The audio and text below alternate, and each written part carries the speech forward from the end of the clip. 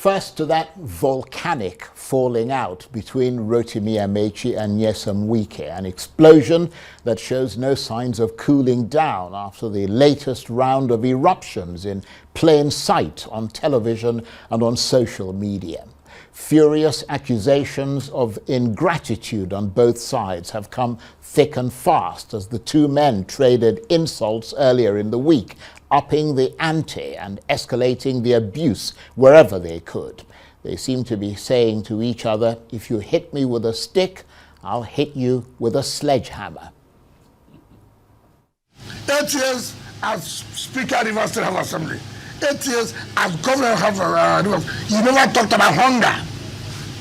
You became a minister from 2015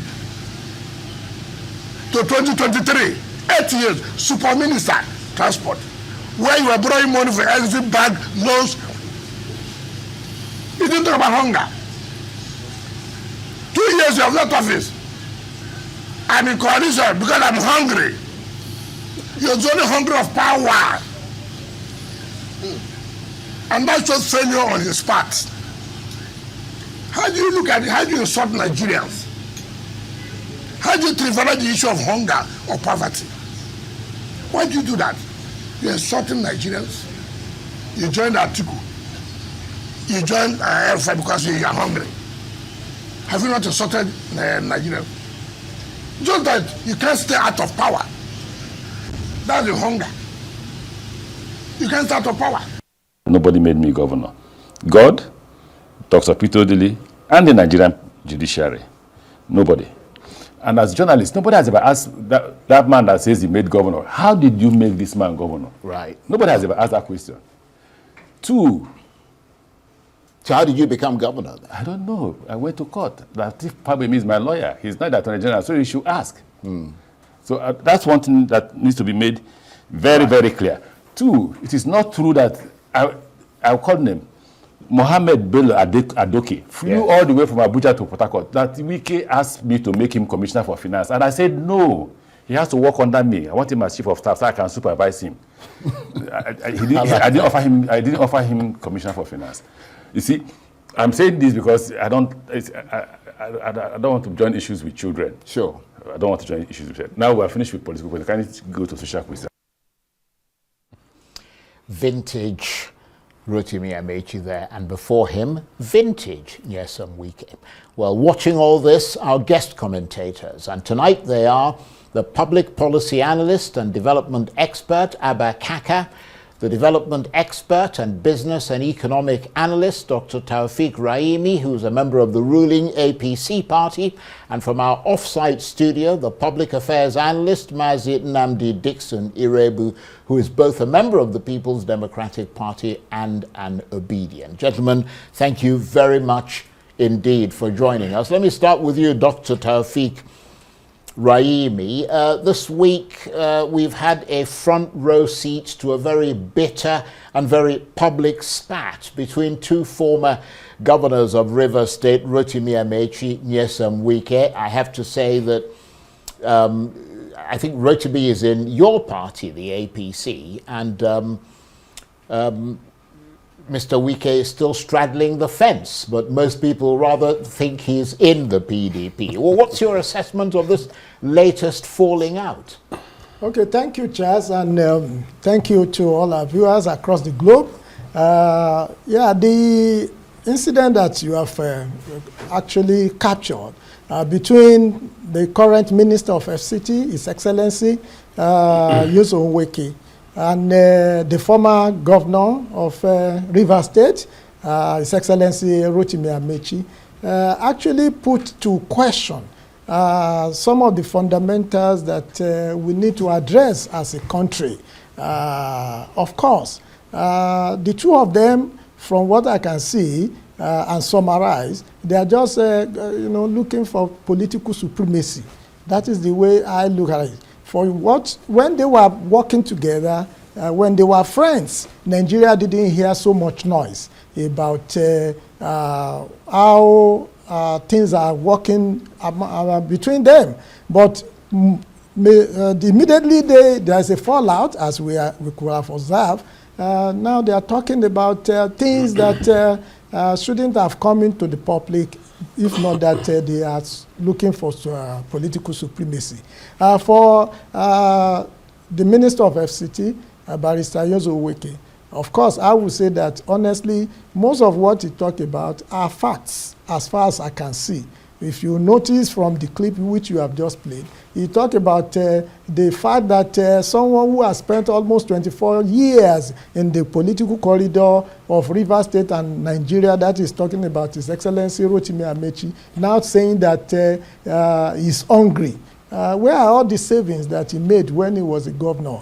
And truly, I do not subscribe that Rotimi Amechi is hungry. No, he cannot be said to be one of us, ordinary Nigerians, or middle class Nigeria, or poor Nigeria. I think it's a fallacy for Rotimi Amechi to have described himself as. And for Rotimi Amechi also to say that from the clip you have played, which the whole world has listened to, see, he said he became a governor through 3 sources. 1, God. 2, he became a governor by the benevolence of former governor of the same state, Rivers State, Peter Odili. And thirdly, he said the court. So where are the people? Yeah, but he mentioned, to be fair, where are the because people? I conducted the Yes. interview. I didn't hear the Later people in on, this place. it wasn't in that clip, but later on he did say that he added the people. Of Also, Rivers- we should Rivers have the State. people as being the first, because this Well, is democracy. the point is that he did. So let's move on from there, because I think the Abba Kaka, presumably you've also been following this fallout closely between these two very powerful politicians who seem, who some say have sort of massive egos that simply could not exist together. I mean, what do you make of it all? Thank you, Mr. Charles, for having me again, and happy Salah. And this Salah is an issue based on sacrifice. So how I wish both of them and other elites, political elites in Nigeria, are more concerned about sacrificing for the common people who are really angry and hungry. But that's not the issue right now. The issue is the ego issue. Both of them were actually made by Dr. Peter Odili. There's no doubt about that. Then, secondly, the whole, problem between the two of them seems to have started during the former President Jonathan's administration, where the issue of loyalty came out. At that time, Mr. Wike was in support of Mr. Jonathan, while Mr. Amechi was not. So that was where the friction initially started. But there's no doubt Wike was the chief of staff to the former governor, Amechi, and Amechi seems to have come out because he has not been even talking for the past couple of years, if you remember. And there's too much emotions involved. And, this is the time of governance, for God's sake. We are not supposed to be distracted by two egos clashing. It's not good for the people of Rivers State. And this clash of egos has actually brought the issue of the administrator in Rivers State, which is not even good for our democracy, because this is not supposed to be something we are supposed to be talking about right now. But this should not be a fight to the finish, because in politics, there are times that you can go and meet your enemy and then agree to work together. Or sometimes you agree to disagree, but come back to work together. So as two heavyweights from Rivers State, I do not expect them to be doing this. But Wike is too emotional, I can see. He needs to calm down. He performs well, no doubt. But that emotion has to be cut out, because it's not good for politics, and it's not a do or die affair. Probably it is for them now, but I can see that it's also an issue leading towards the 2027 fight. Because in the 2027 fight, the APC, or the president in this case, seems to be trying to get into the South-South and the Southeast by any means necessary. And that should not be good politics at all. Right. Okay. Well, let me come to you, Dixon Iroegbu. Thank you for joining us from the off-site studio. One analyst described Nigerian politicians, and that would of course include you, because you are a politician, as arrogant, callous, and reckless, and all birds of the same feather who sooner or later end up colliding as they pursue their political ambitions. Is that perhaps a bit too harsh?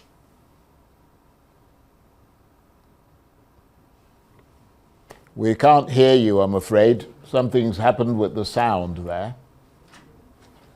Right, while they're trying to fix your sound, we'll try and come back to you, and we will try and ask you that same question again. I don't know, something's wrong with your comms in that studio. But in the meantime, let me come back to you, Dr. Taofiq Raimi, because Abba Kaka was making an important point earlier when he said that the Nigerian people are I'm paraphrasing him, are in fact suffering and deserve to have a functioning democracy that acts in their interests, and not people, sort of politicians throwing stones at each other.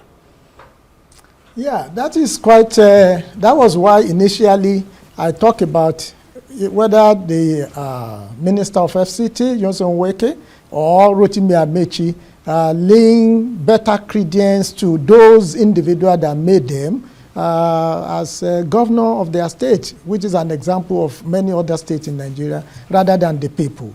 My concern is that our democracy should mature enough such that it is the citizen of Nigeria that determine who govern them.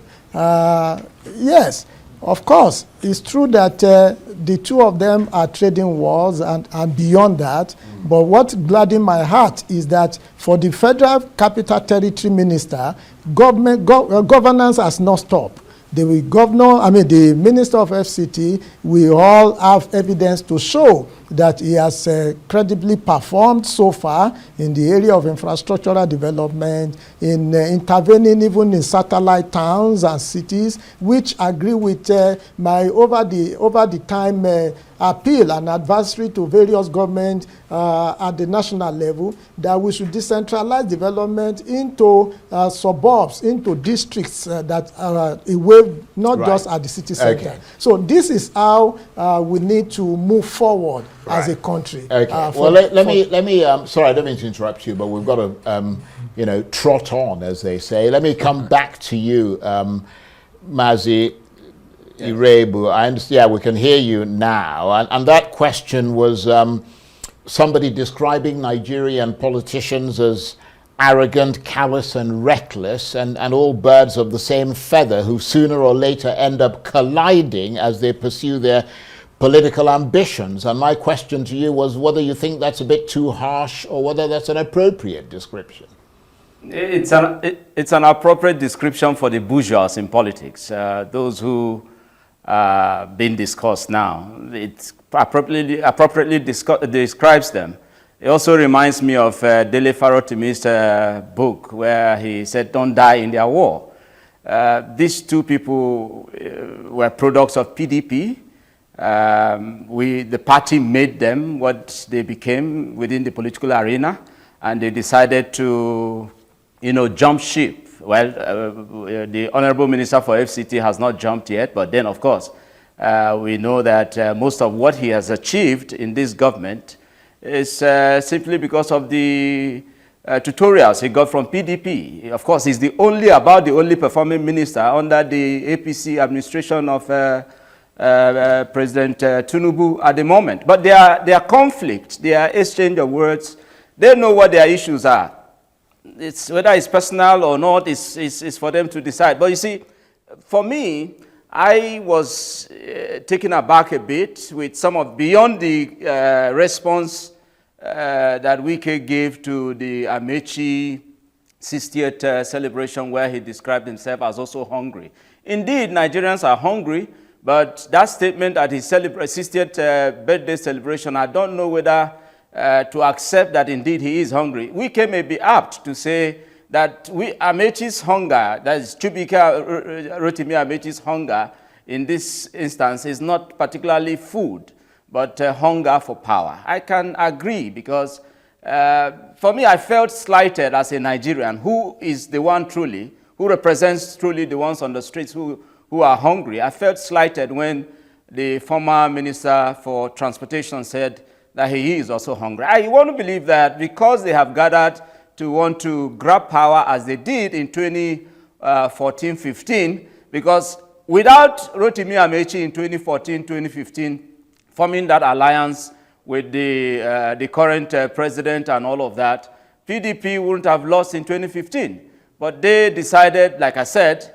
to be more of, if you may, right, ungrateful members of PDP at that time. Okay. And they conspired with the enemies of the state, as we have seen today, 10 years after. PDP's achievements for the development of the country has been ruined by the people they conspired with to oust PDP. I want to believe that it is the ghost of PDP, as they attempted to kill it in 2014, that is still haunting them.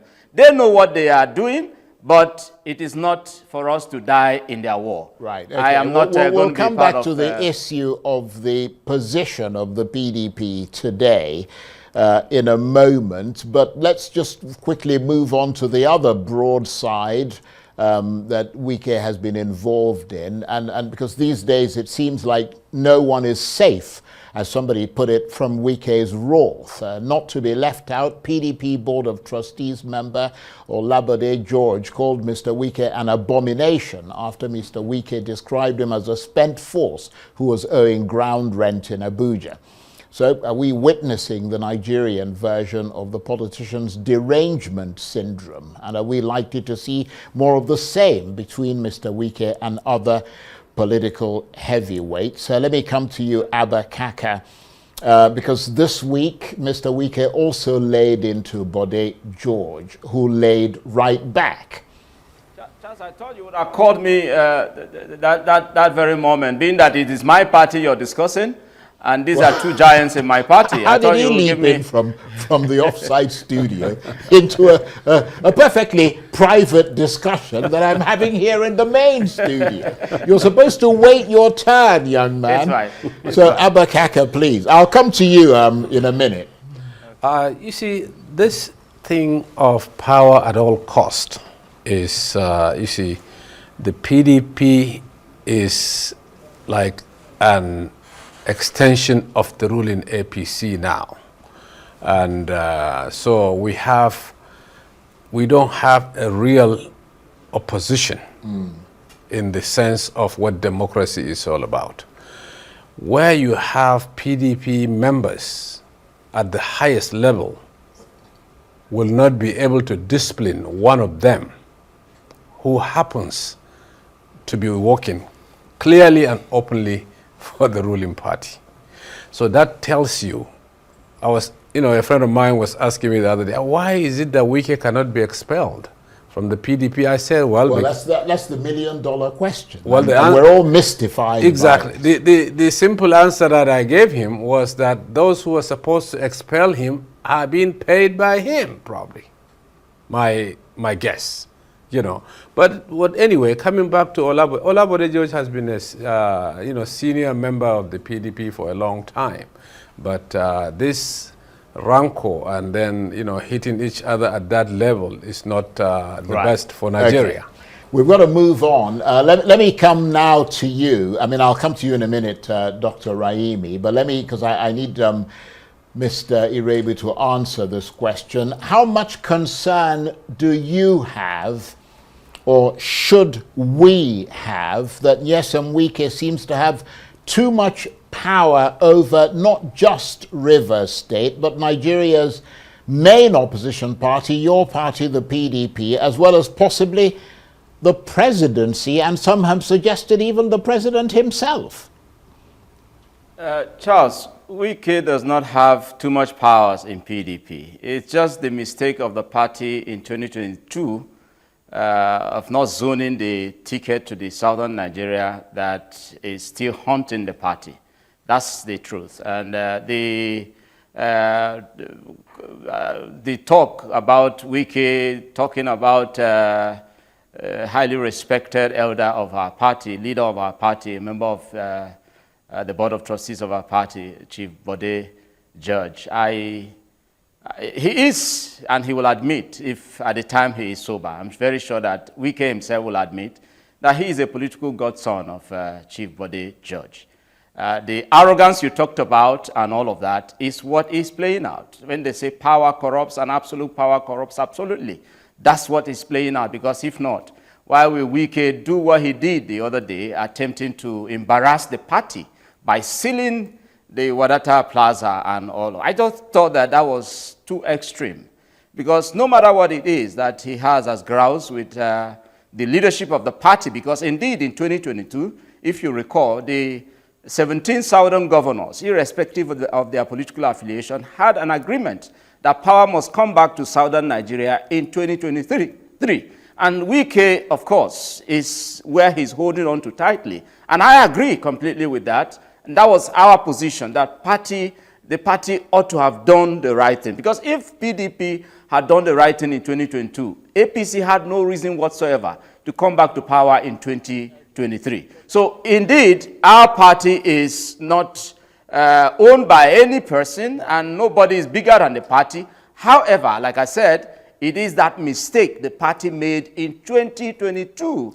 by not zoning its ticket to southern Nigeria that is enabling the likes of Wike to seem to have this larger-than-life influence over the party. These are all lamentations at the moment, but we'll see how things evolve. Let me come to you, Dr. Raimi, and thank you for your patience. And if you could keep your answer fairly brief, that we can move on because we're running out of time. What appears to be astonishing to most people is how Mr. Wike seems to be allowed to have free rein over not just the opposition PDP, but over the ruling APC government as well. What are your thoughts on that? Because the APC is your party.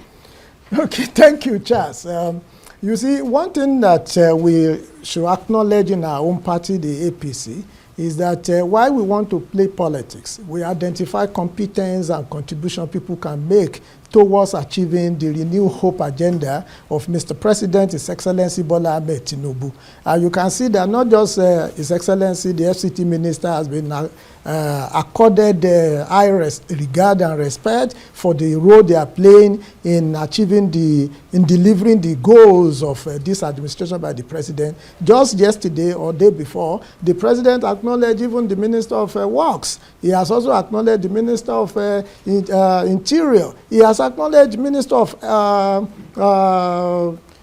several other ministers that are performing towards the delivery of the goals that have been targeted. So it's not that His Excellency Nyesom Wike is having overbearing over APC as a party. It's just because of the value that is rendering not just to our administration, but to Nigeria in general. And we must not discountenance this. There is plain governance and it's also plain politics. The two must marry towards delivering the dividend of democracy to Nigeria. Okay, let's deal with one more topic before we go on a break. This was also a week in which the very public boxing match between the ruling APC and the main opposition PDP exploded again. Today, in fact, with the governor of Akwa Ibom State, Umo Eno, defecting to the APC. But in a dramatic turn of events, the governor faced pushback during a town hall meeting when he announced his defection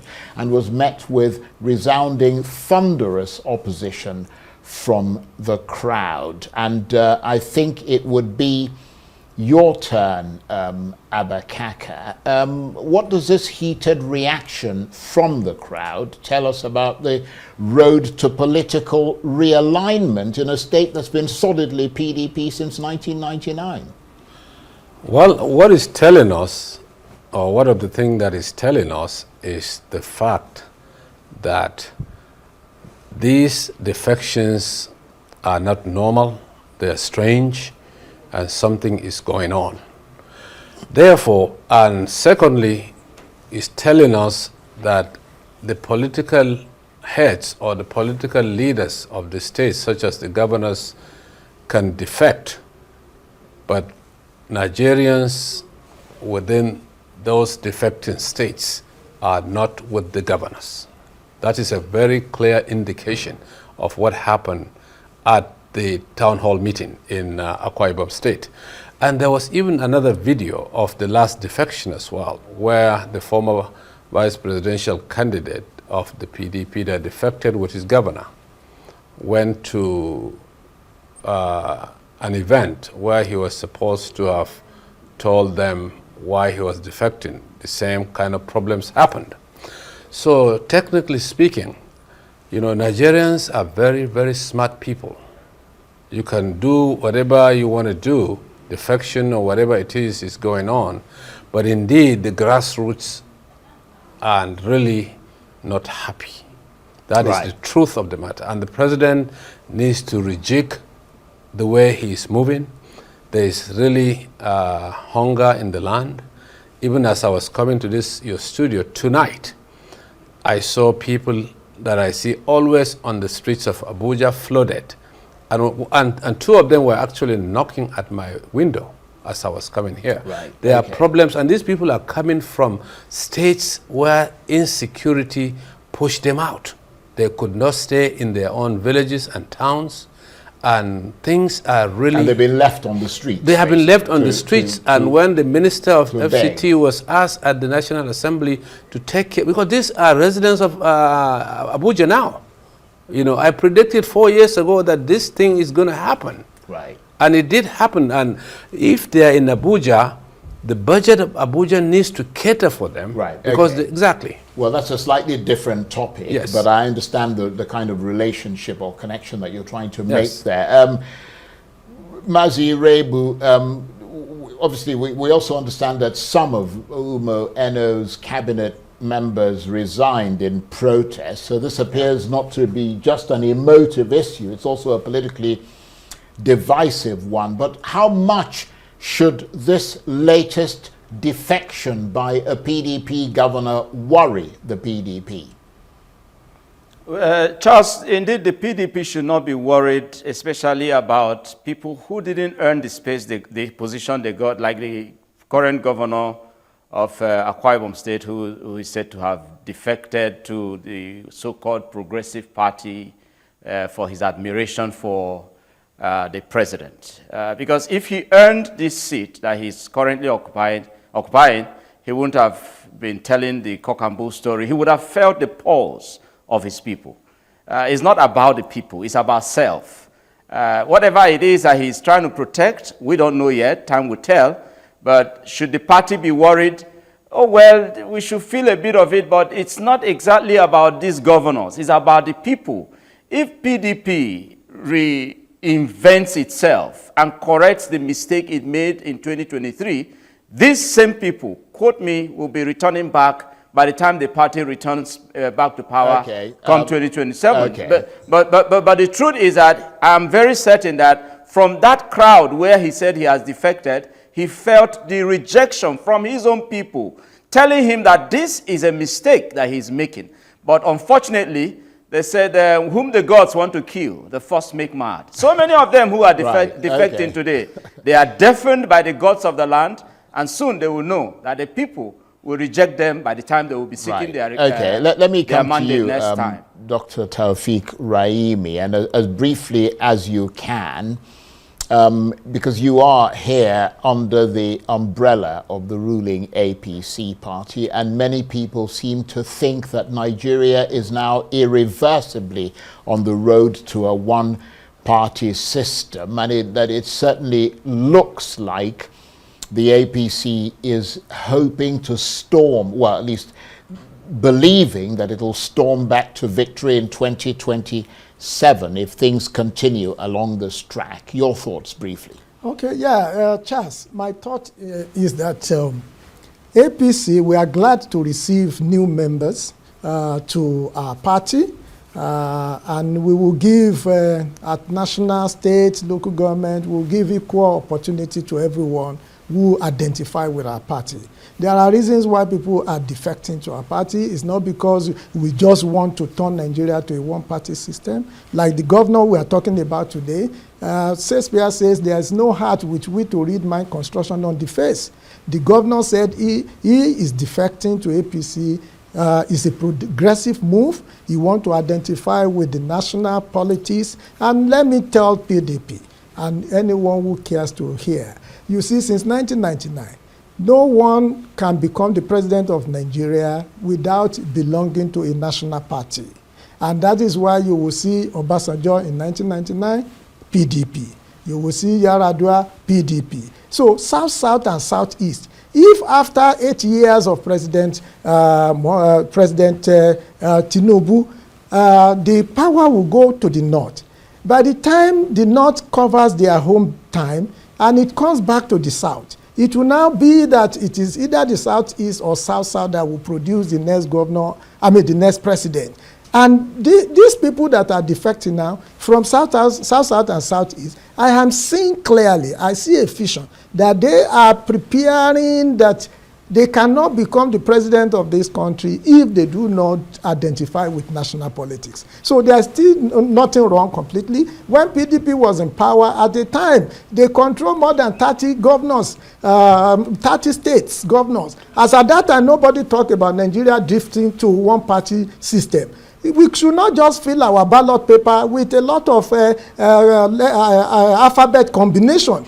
Yes, we want multi-party system, but they must be able to have opportunity to either form government or to be able to make impact. I think you've made that it is point. very good that we welcome them, and we will. We believe they will add value. We will also add value to them and deliver good to Nigeria. Thank you so far, gentlemen. You're watching Arise Prime Time. Plenty more still ahead as we continue our assessment of the week that was. Stay with us.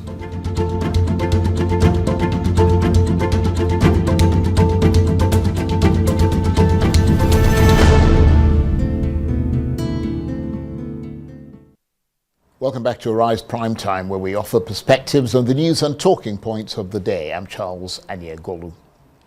Now, as we continue with our assessment of the week that was, it was a week in which those deadly floods hit northern Nigeria, killing hundreds and leaving thousands homeless in Niger State. They've been described as the worst floods in 60 years in Mokwa town, and with more than 500 still missing, officials say it's unlikely any more will be found alive. The vice president turned up, and the federal government donated 2 billion naira. So why are the survivors still desperate for food, water, and shelter?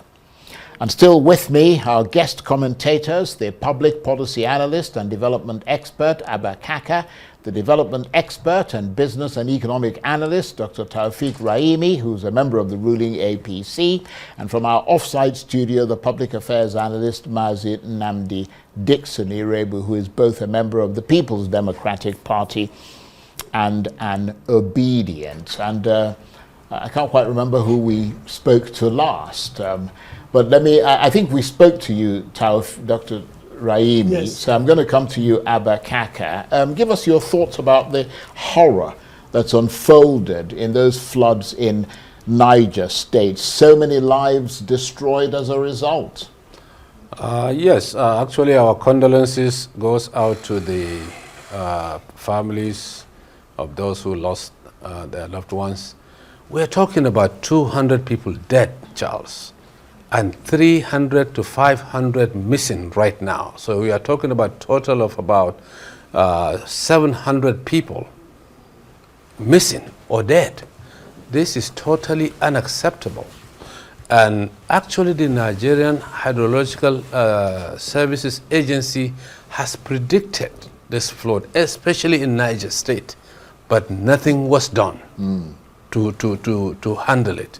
And we have cases of where we have bad drainages, issue of adaptations, deforestation, as well as no early warning systems in the country at all. Right. Because people are sleeping in their homes, in their villages, and will be submerged by flood because there is something wrong going on. We just happen to have the same issue in Borno State, the Alo Dam. If you you're remember. from Borno State, aren't you? Exactly. Yeah. So this is totally something that needs to be looked at again, and we don't know why I it's think I happening agree again. with you. But I'm going to come to you, Dixon Iroegbu. Please keep your answers as short as possible because we're almost out of time and we've got to get to other topics. The million-dollar question, which Abba Kaka was hinting at there, is what about the mitigations? I mean, it's not the first time flooding has occurred, but the authorities never seem to be able to put preemptive measures in place. No fortification of the dams, for example, no enforcement of the town plan about where houses should and shouldn't be built. But I'll take it from the point of view of where is the commander-in-chief and consoler-in-chief? Because those issues that you have pointed out, for it to be addressed, the president ought to give priority attention to it. He has to be seen to care about the state of the environment of where the Nigerian people live and all of that. You would say, oh, he has sent his vice president and that may just be it. But it shouldn't just be it. The last time we appeared here, we talked about him being the consoler-in-chief. At this time, with a natural disaster as such we have today, where is the empathy part of leadership?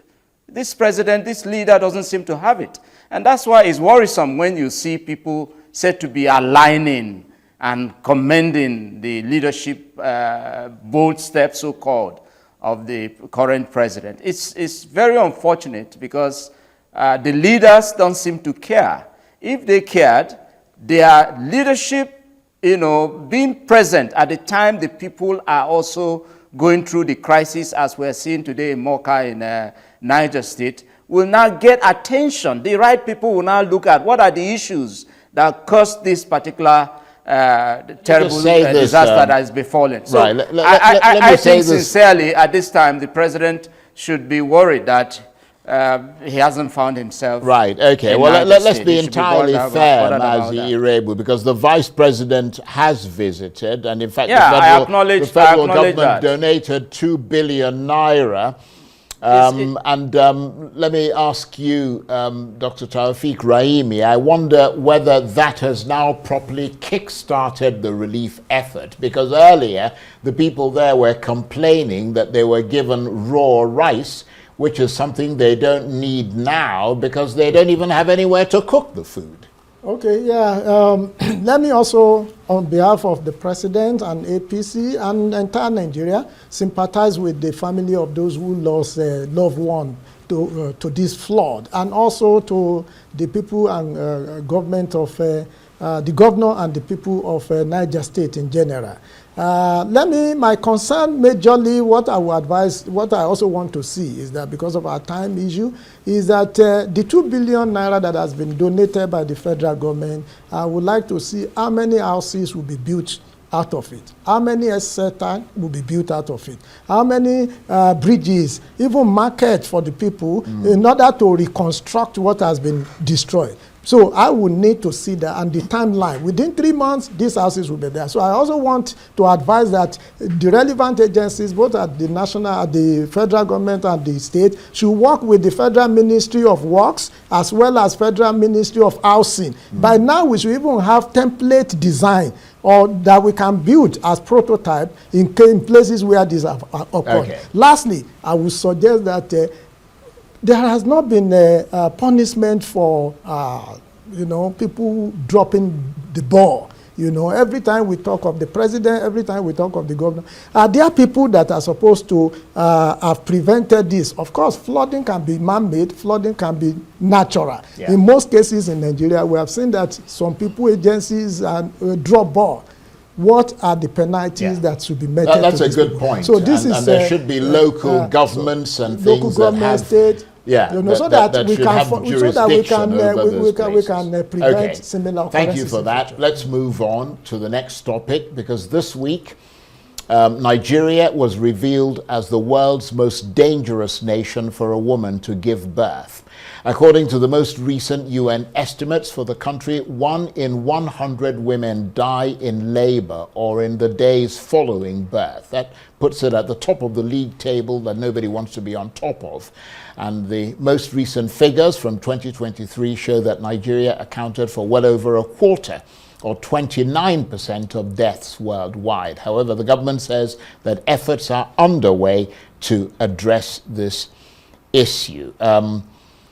Abba, Kaka, the statistics are absolutely shocking. We had the man in charge of the National Primary Health Care Agency, Dr. Muyi Aino, yesterday on this program, and he said he wasn't shocked because he was clearly aware of the figures, but was deeply saddened because he can only do so much.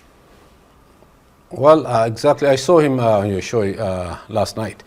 Actually, these statistics is not only shocking, it's damning, concerning, as well as unacceptable figures. In 2023, Nigeria accounted for 29% of worldwide maternal death, which is like 1/4 of the death in the world occurred in Nigeria. And Nigeria is the worst place for a woman to give birth, which means every 7 minutes, one woman is dead giving birth. So several have died whilst we're making this program tonight. Yeah, every 7 minutes, which is very unfortunate, and at least the director acknowledged that. But we are busy padding budgets of 6 billion naira, and all these women are dying. This is just totally unacceptable. Right. And you know, there are so many issues that needs to be addressed, but the politicians are openly stealing the money. I urge the president not to sign the 2025 budget unless this 6.7 trillion naira padding is removed. Okay. Sorry, I don't mean to interrupt you, but I am literally running out of time. And I was going to come to you to comment on this, Mazi Iroegbu, but we have to move on to the final topic. President Tinubu has called on Nigerians to hold on to hope and not to despair in the face of the current economic hardships and all the other problems. In his message to mark the Muslim festival of Eid al-Kabir, Mr. Tinubu said the worst was over and people would soon begin to feel the benefits of his economic reforms. And let me then come to you, Mazi Iroegbu, just to talk very briefly about this. The president says, don't despair, the worst is over. The only way is up from here. Do you believe him? I don't believe him. The president is not leading by example. Like my colleague stated earlier when he said Barka Salah and told about the purpose of this Salah. It's about sacrifice. The president hasn't shown that sacrifice. All of those stories he's kept telling Nigerians, oh, you know, hold on to it and the hope is just around the corner. Mr. President, the fact is that you should lead by example. When you lead by example, then people can understand what you're saying. For instance, this Niger state matter that happened, if the president, you know, showed empathy in that direction, people probably will begin to feel some of these stories that he's telling us. They keep telling the story about how both steps that he's taking is going to indeed better the country and all of that. But there's no end in sight to the hunger. There's no end in sight to the insecurity in the land. And every day we just hear these stories. I think we should go beyond propaganda and focus on governance. Unfortunately, the 2027 politics is outshining governance already. And you're telling us, Mr. President, that there is hope. There's no hope anywhere yet. There's no hope because everything we're seeing is quite gloomy at the stage where we are at the moment. Let me come to you, Dr. Taufik Raimi, because as Mr. Iroegbu was saying there, beyond the platitudes and the words designed to encourage, you are, of course, an economist yourself.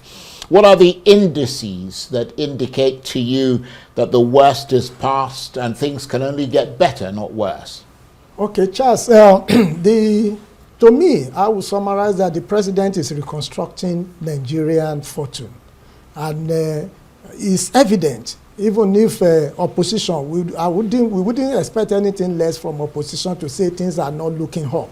Things are looking up. There are 3 elements in what the president has said. He thanked Nigerians, the private sector, the public sector for the support and their perseverance so far through this reform process. Secondly, the second element is that he also recant that these policies are tough, but we have already done. The question I asked you is, you're an economist. Yes. What are the indices that indicate to you that the worst is past? You're a scientist. Yes. The indices include that inflation has continued to reduce. If you look at last month, sometimes last month we were here, we talked about how month-on-month inflation is declining. 1, 2, infrastructure is being upgraded. 3, the health sector. If you look at the health sector, just yesterday, Nigeria has access to $2.2 billion, and about 177,000 primary health centers will be built in the next couple of months. So things are looking up. That's also, if you look at the reform that are taking place in the Ministry of Livestock, these are places where we are going to have money. If you look at the deep sea, Lekki deep sea seaport, that was the access to it that was commissioned yesterday. These are things that will propel economic development. Look at the Lagos-Calabar coastal highway, of which a phase has been commissioned. You can do phase development. You don't have to wait until 750 kilometers of road is completed. So these are evidence, economic evidence. So those are indicators from you. Things are really going good. Let me get a final word from you, Abba Kaka. Is the only way up, as far as you're concerned, based on what you heard President Tinubu saying? Very briefly, we've got a minute. Well, actually, reforms are tough, difficult, and painful. And from the indications of what is happening right now is that these policies have serious challenges and we have serious problems. The only thing we have left is the hope itself. Otherwise, these policies of World Bank and the IMF are not policies that are actually working. These are elitist policies and cannot get us out of the doldrum that we are in.